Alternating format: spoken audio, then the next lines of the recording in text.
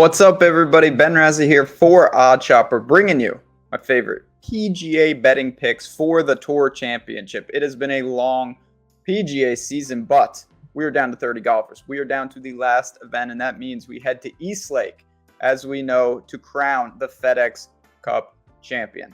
If you're checking out OddsChecker for the first time, if you found this channel, welcome to OddsChecker. We're breaking down all things betting, from baseball to golf to football to everything in between. If you want to support us, easiest way, hit the like button, subscribe to this channel, check it out. Just see what if it's for you. I really think you're going to enjoy all the content that we have here, hopefully including this video, pick some winners. So let's get to the things that we really need to know before we dive into the picks. First, if you are new to this, if you're unfamiliar, what this tournament does, it's a little unique. They apply starting strokes to the players based on where they sit in the FedEx Cup standings. For example, Scottie Schauffele is the leader, and he starts this tournament at 10 under. The guys at the bottom are 10 strokes back, and there's incremental value in between. So to win the tournament, you're going to have to climb up the leaderboard, whereas some guys have an advantage. That presents a unique opportunity in the betting markets that we're going to look to take advantage of, because if a guy like Scottie Schauffele falters, there's going to be big opportunities for some people to catch him,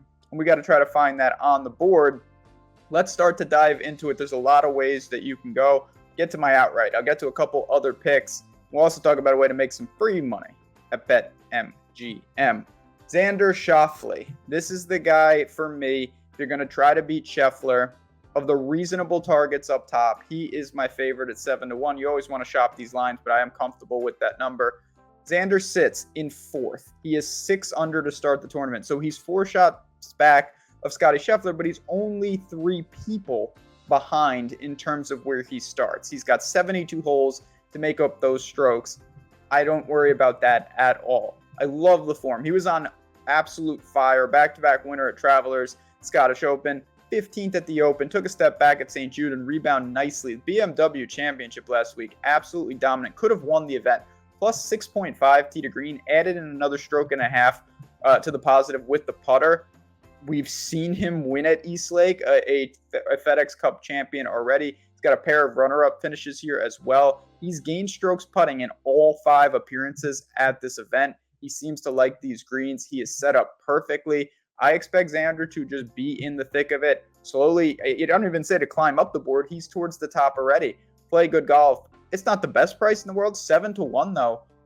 If you want to try to beat Schauffele and Cantlay, this is the move to me. I think he's much more likely to win than the guys right below him, and the odds don't really represent that. So if I'm looking for an outright, particularly one with a reasonable shot, Xander Schauffele at 7-1 is where I am going. Now, I did just allude to this before. If you're looking to bet some golf and you say, you know what, don't want to use my bankroll for it, well, why not take an opportunity to add some money to that bankroll with BetMGM with the promo code OSPGA, or just go to the comments. The link is right there that you need to use for a new user. You sign up and deposit at BetMGM. You're going to get that risk-free bet of up to $1,000. What does that mean?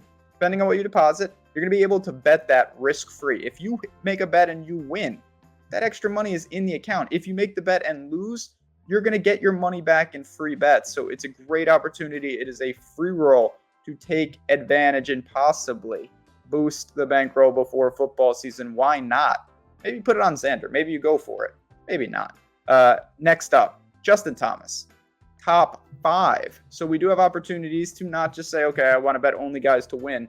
We can bet top 5s and top 10s in this. And I actually like JT at 3-1 for a top 5. Now he's further back. He starts in the kind of 11th to 15th bracket. He's -3. So he's 7 strokes back of Schauffele, and he's, 4 strokes back of a certain guy. He's 3 strokes back of Xander. He's got to move up the board a little, but 72 holes to do that. The thing I love about Justin Thomas is the boom-bust nature of his game. He has been all over the map, and he certainly hasn't been vintage JT, but I actually think that's giving him a pretty appealing price tag. He's coming off a 52nd last week at the BMW. He lost 4 strokes putting. That's what really has held him back. Off the tee is fine. The irons are all over the place. Around the green is very solid. I still think that JT, more often than not, has that ceiling to really tap in. And then I look at what he's been doing at the Tour Championship. It's been positive off the tee automatically. Putting is hit and miss. 6th, 2nd, 7th, 3rd, 2nd, and 4th. You got to take some of that with a grain of salt because it's a small field and whatnot. But JT has plenty of experience here. JT's ceiling is some of the highest there. So I don't mind being aggressive with him, even if you wanted to go to the outright market. If you want a chaser, I think that Justin Thomas is live if he starts out hot on Thursday, but a little more conservative. Getting in the top 5, I don't think is a stretch at all. We're still getting 3-1. That would cover this entire video if we are able to just cash that lone bet. I would sign for that. JT, I think he's primed for a good showing here. Definitely a candidate to move up the board, particularly if the irons cooperate. So we've got Xander as the more reasonable shot to win the tournament. We've got a top 5 in Justin Thomas. Let's round it out with an even more conservative pick with Matthew Fitzpatrick, just to find the top third of the leaderboard. Again, there's only 30 guys. I'm going to call for a top 10 for Fitzy. He is also in the JT bracket, so he's starting in the middle of the pack. No big deal. He's got plenty of time. Noted Bermuda putter. And he has been playing really consistent golf all year. Of course, he broke through for his first major. He had top 10 at the Scottish, 21st at the Open, a 5th at St. Jude where he gained across the board. Last week at the BMW, I don't know what happened. He completely lost it with the irons. Everything else was fine. He gained off the tee. He gained 4 strokes putting. His approaches were a mess. It was the worst tournament he has ever had on the PGA Tour in terms of strokes gained on the approach. That's an outlier. He just didn't have it. It was a non-cut. It got away from him, took some penalties, got in some hazards. I throw that away completely. Matthew Fitzpatrick is playing great golf. His added length off the tee has been a huge catalyst to his success. I really think that he is primed for a very, very good showing. I look at Fitzy's game. Nothing really scares me about Eastlake. Certainly not the experience that these other guys have, but at the same time, this guy answers the call more often than not. Tee to green, he should fit everything about Eastlake.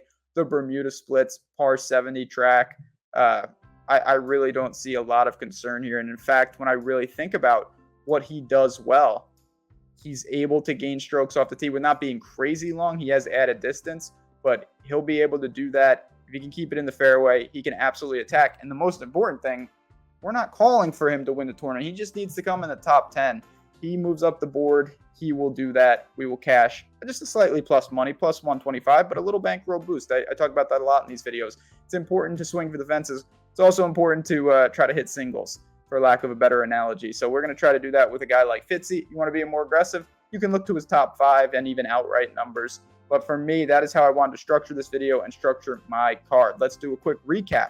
Xander Schauffele, win this tournament for me 7-1. That'd be a great little payoff to cap the year. Justin Thomas for that top 5, and Matthew Fitzpatrick to round us out for the top 10.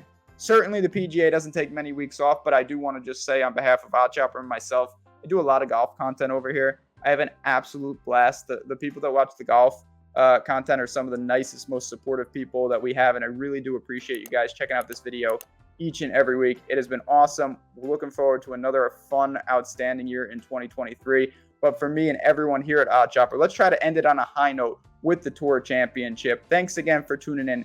Good luck. Enjoy. And I'll talk to you guys in the next video.